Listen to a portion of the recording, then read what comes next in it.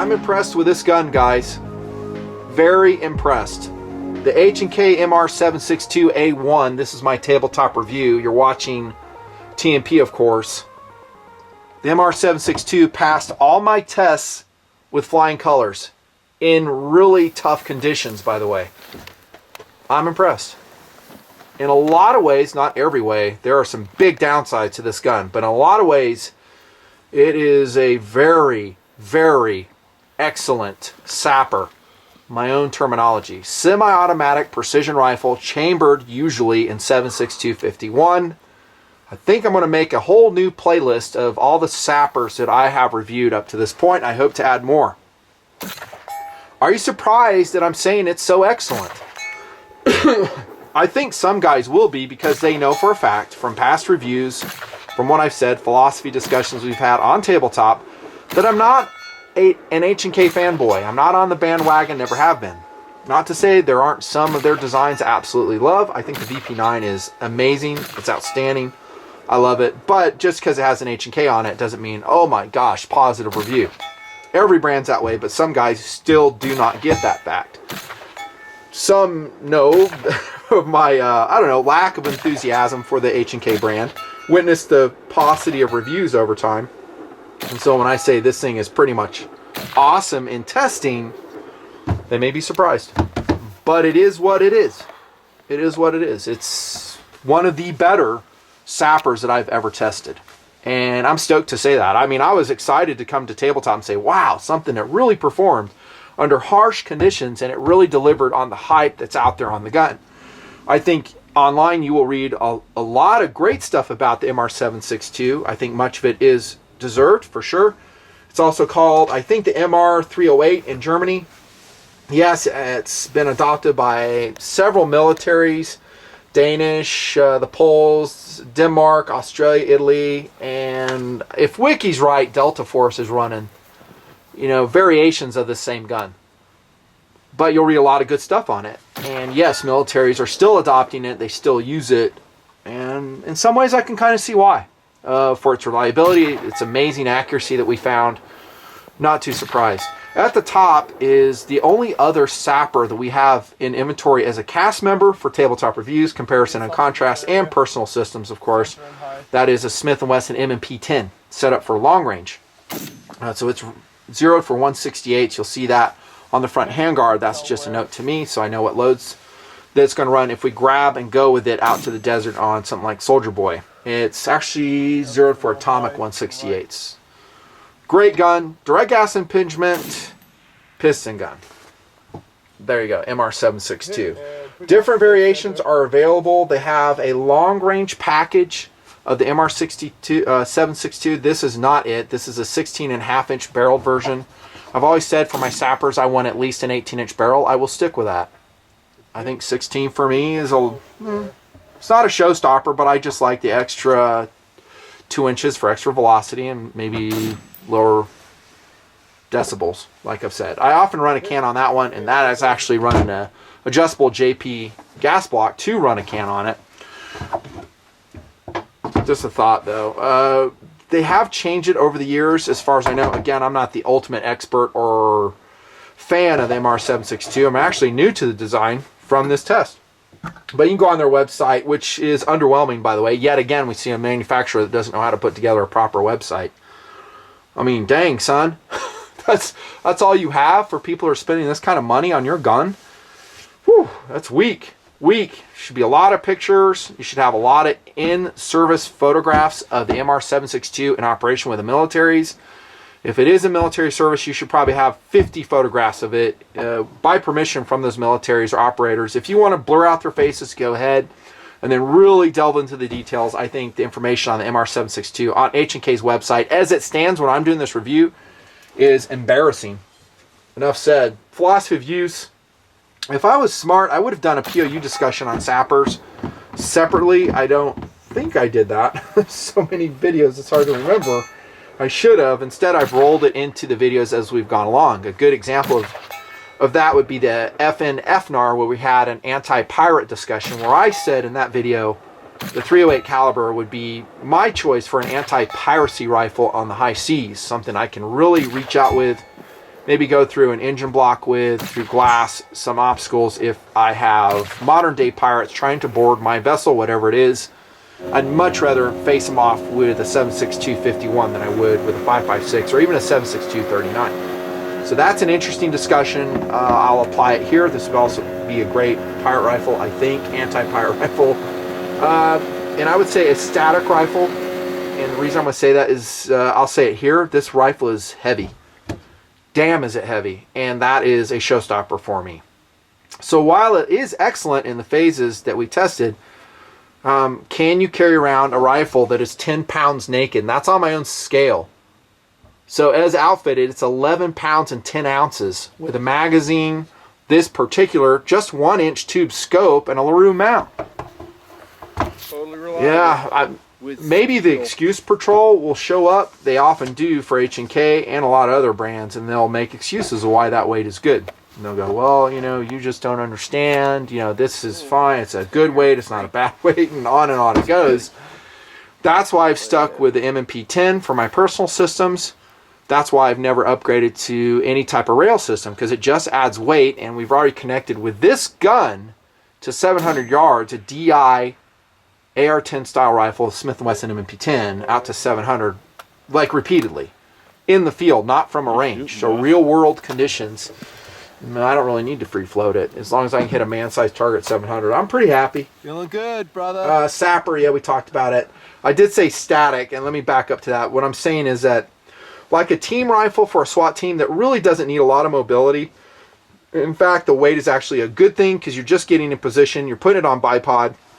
You're in an observational position, and maybe you will take 1 or 2 shots. This rifle would be perfect for that. It's a SWAT call-out rifle is what I'm saying. Static team rifle. Match any competition rifle. I think it's a little too heavy for that. I'm sure some guys have done it. You'll probably see some in comments that have done it, and they love it. The weight is good to a point. When it slows me down, there's too much. In a piston system like this has, it's there's a lot of weight up here. And so tracking is slower than a DI gun. Just a thought. I'll EPO you there. SAWC, design, and ergos. I hit the weight pretty hard already. I will visit it again before this GRV is done. I have to. But as far as the quality of the H&K MR762 A1, it's top notch. I mean, the way they put this gun together, there's really no corners cut as far as the quality of the materials. I can fault them in certain respects for what I perceive to be an old-fashioned design. I'll start here with the Handguard. Quad rail design. Not that it's horrible, it's not, but it's... I just don't like quad rails anymore. All the quad rails on my guns, I've peeled off and thrown them in the garbage. I have. I just don't dig it. I would much prefer to have a slim and trim rail with a key mod capability. I don't need something that adds that much weight. That's my main issue I have with quad rails. So we have this much metal that we'll never use. I mean, that's a lot of pick rail M1913 going on the top, on the sides, and you're carrying around that metal, you'll never use it, as opposed to something user configurable like a modern Handguard system. I'll leave it at that. But the quality of the Handguard, how it's put together, is fine. I'm talking design. Cold hammer forged barrel, I mentioned that. It's 16.5 inches, if I didn't mention it. Yes, I would like an 18. 1/11 twist. It's swaged, coming towards the muzzle, which will enhance accuracy. And from what I've seen, that is a true statement. No chrome lining on the MR762 A1 because they kind of want it to be an accurate rifle, right? MR standing for match rifle, I understand. And I actually like that.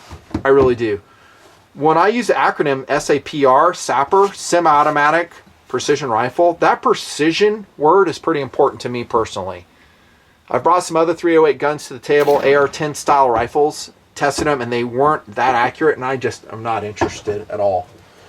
Spring-loaded firing pin, it will prevent inertial firing. That's pretty standard with a lot of different piston guns. They just changed that on the SIG MCX, come to speak of it. And I guess I'll break it open. We'll take a peek right here as we kind of just jump around and check out the features of the MR762. It's basically just a big piston-driven AR pin style of rifle. Super high quality, like I said. Man, that's a tight pin, dude, which is a good thing. I like that, actually. The magazine out of the way with the price tag still on it, leaving it. Look at the bolt carrier. Extractor ejectors. Enlarged portion at the aft there to prevent carrier tilt, of which I didn't see any happen. A real test of this would be to run thousands and thousands and thousands of rounds through it. I don't have the time or the money to do it. I think we ran enough through it to get an idea of what it will do, and that is to say it does pretty dang good, actually. Pretty dang good. And let's look at here. I was telling you, no evidence whatsoever of carrier tilt. You can see that here. I'll talk about the trigger, I guess, right now as we put it back together. And by the way, this is serial number 242302103. And I'll tell you what, if you bought this, I really couldn't fault you. If you're good with the weight and some other things I'm going to talk about, like the cost, you're getting yourself a pretty damn good gun, says me. I mean, really. Really. Let's go with the trigger. I actually didn't mind it. It has a real light first stage to it and a pretty clean pull. Military specky, to be sure. And I don't know if I put a scale on it. We'll do that right now. Nice trigger. I really like the take up on the trigger. I'm going to guess at like, I don't know, 7 pounds on this. Ooh, 6-ish. 6-ish. So I probably, I don't know, it kind of reminds me of the Smith & Wesson M&P series, that I'll pull those triggers and they're not really special triggers, but the way they've coated them and the way they're installed, they just pull so clean. I never take them out. That's a perfect example. There's a Smith & Wesson right there. That's the stock trigger in the M&P 10. I've never replaced it. It's not a 3 or 4 pound trigger, but man, does it pull clean. Why spend the money if it's working for you? Great job on the trigger. And actually, I love the extended charging handle here on one side. That's a nice upgrade. Excellent.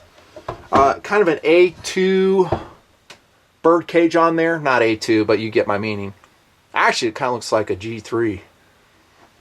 And this is kind of a big downside, by the way, while we're looking at this end of the muzzle. It has proprietary threading. And man, does that suck.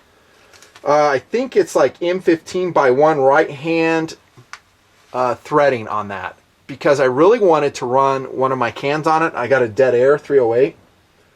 Sandman, I think I was going to throw on it. No can do. And I wasn't going to go out looking for adapters and add even more weight, more cost to a loaner gun. Not going to do it. That's bad. It really is bad. I think a lot of guys running SAPRs, I know I'm this way, we want to run a suppressor, a silencer on it, especially on a 308, which is usually loud. Good luck.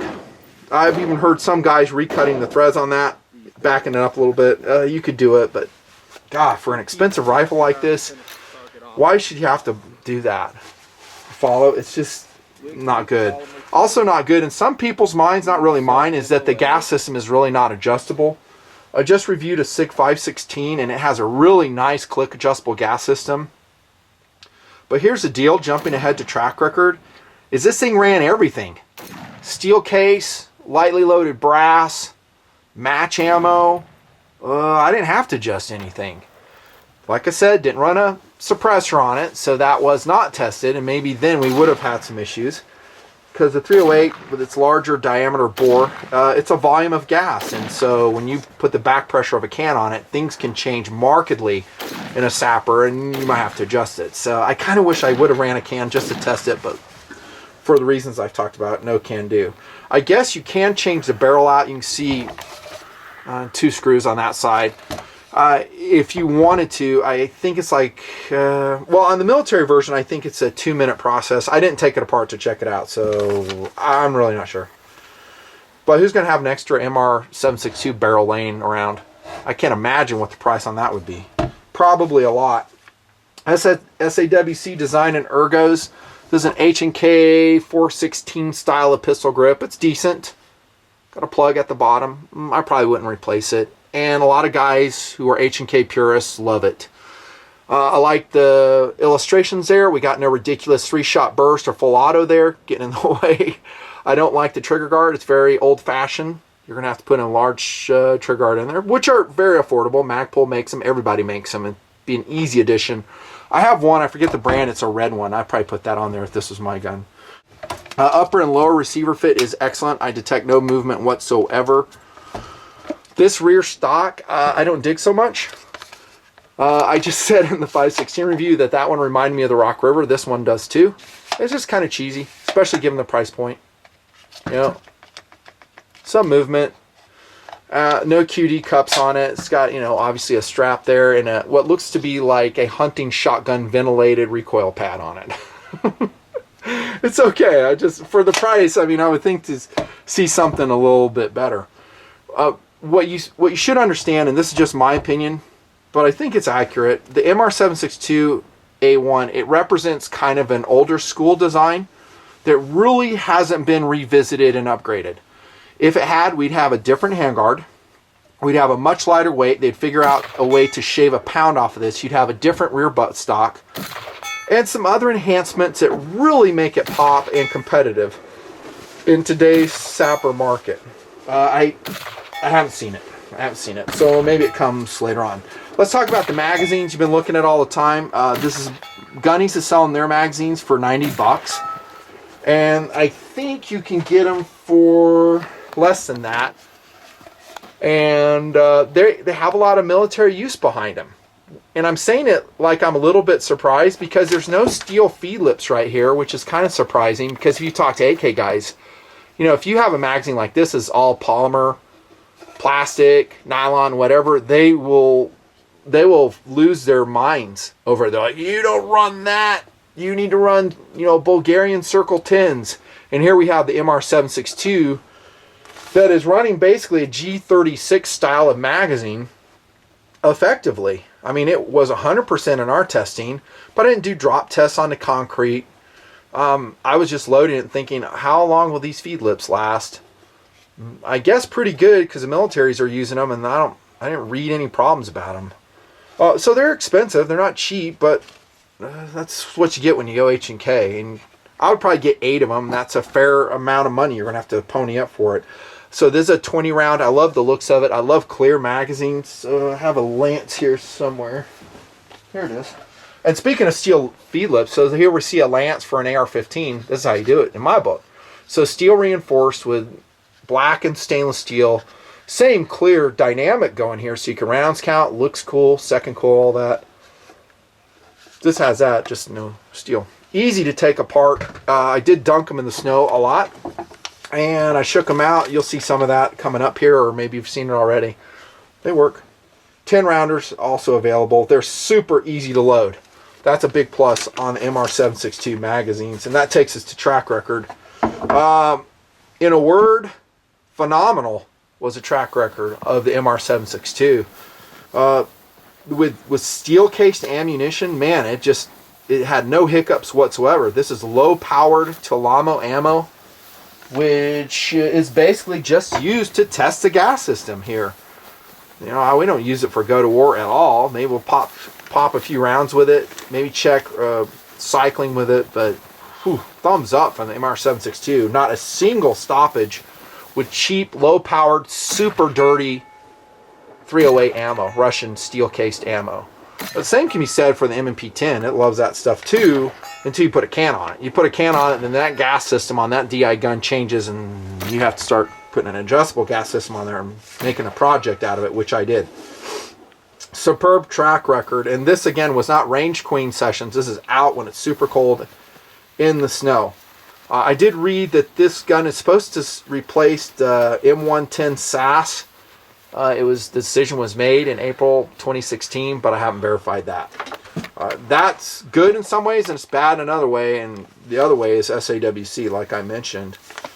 Track record was good. There is one part I may show you where I just kind of got carried away and actually jammed snow into the MR762 and just see what it would do. You know, I just dunked it thoroughly, packed it in, and then pulled the trigger and see what happened. And the answer is nothing happened because Well, the bolt lugs were just packed with snow and ice. I don't fault the gun at all for that. It was just a gee whiz test, and then so I just banged it around, knocked it out, cleared it some more, and then after a couple tries, it was up and running again. And by the way, it was still wet inside with plenty of ice and snow inside, but it ran really well after that. It just, as long as those bolt lugs could engage the barrel, then you're off to the races. And that takes us to accuracy of the MR762, and it just gets even better, dudes. Very excited to show you this stuff. Look at how accurate this thing is, man. Then, by the way, this is from the desert. MR762. Wow, that's that atomic 168 boat tail match load I talked about. This is XM80C shooting MOA. What? What? That just blows my... PMC shooting about 1.5 inches or 1.25 inches. Atomic match shooting MOA. God, this thing was accurate. Perhaps the most accurate 308 I've ever shot. SAPR I've shot. That was accurate, but I think even the H&K might be a little bit more accurate. Federal Gold Medal Match 175s did not do that great on the MR762. TAC A 150, that didn't do great. Look at the Tulamo, man. Holy cow. PMC again shooting just about MOA. PMC match, this is 5 shots. Doing great. In basically real world conditions, so I'm not at a range. PMC 168 grain match. Tulamo, a little bit bigger group. Accuracy just really, really excellent, man. Super happy with it. Like I said, I mean, when you get a gun this accurate, and this is really the role, the philosophy of use as it was designed, in my opinion, of the match rifle 762 A1, it's quick follow-up shots, super accurate, able to make hostage rescue hits. That's its job, in my way of thinking. A team rifle, static team rifle. In that philosophy of use, dude, this thing will rule. I much prefer it over a bolt action gun. Says me. I would. So really good accuracy. Probably 3/4 MOA is what I'm going to call it. And easily out to 700 yards. We didn't shoot it that far because of time, but I have no doubts that it would perform totally. A little bit different twist rate than the M&P 10. 111 in the MR762, and that's a 1 in 12, I believe. We talked about field strip all the way. Accessories, we can put a trigger in it if you want, and I'll leave it at that. I was going to go over some other stuff, but I want to cut this video a little bit shorter. The one thing I'll say about accessories is that parts availability could be a problem. I think magazines you'll be able to find, but if you need something else from your H&K produced in Germany rifle, and this can be said for a lot of different brands, you may have an issue. I'm not sure exactly what part we're talking about. Maybe it's a small part, maybe something breaks off, you lose this screw, that screw. Just something to consider. Versus like an M&P 10, you know, here in the United States, Smith & Wesson, I give them a call and I'll get it within a week generally. Smith & Wesson service has been really good. I'd probably replace this, by the way. Unless you're a purist, I hate that stock. It's really bad. Value and options, I'm going to go lightning quick on this. This is another huge downside to this gun. So while I'm very stoked about the performance of the gun, the accuracy, the reliability, the weight at 10 pounds naked is insane. The cost at around $3,500 is insane. It's just, it kind of just blows it out of the water for me. I'm not, when I can get the M&P 10 for less than half of that and a number of other guns, no. No, the M&P 10, by the way, naked is much lighter. Granted, it's DI, not piston, 8 pounds 3 ounces, standard handguard, but it has 5R rifling and an 18-inch barrel, so it has a longer barrel than this does. LWRC Reaper is even lighter than this thing, and I always thought the Reaper was a boat anchor. DPMS LR308 Gen 2 FN17S reviewed. I love the 17S actually. I would seriously consider getting a 17S over this. It also is 1 MOA accurate and much lighter than this. I just wish it was offered an 18-inch barrel, the 17S. FNAR, who everybody hates but me, I love it. The SR25, of course. SIG 716, which I think they have discontinued, I heard. Not sure, I haven't really looked. POF P308. $2,700. It's still cheaper than this. And the POF 308 ate everything it was fed. It was not nearly as accurate as this one. And yes, I have reviewed the P308. Ruger SR762, 9 pounds. That's about $2,200 retail. Rock River Arms LAR 8, Keltec RFB, which is about 3 MOA all day long. And if you really, really try, you might be able to get 1 3/4 MOA out of it. So MR762 A1 is excellent, but the downsides, and they are showstoppers for me personally, which would prevent myself from ever buying one. Number one is the cost. $3,500, way too much. The weight is way too heavy, 10 pounds, configured almost 12 pounds. What? The rail I don't like, the muzzle threading are downsides. But you talk about all day long accurate, all day long reliable. It's a great static team sapper, and if you employed in that role, man, I'll high five you. Done.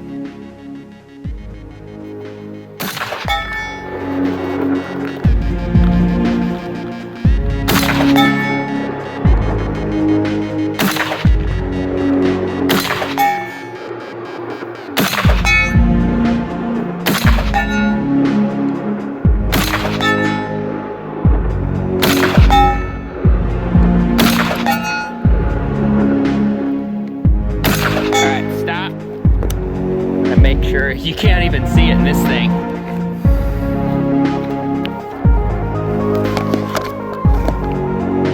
Alright. And I think I still have a couple more rounds, but this should be good.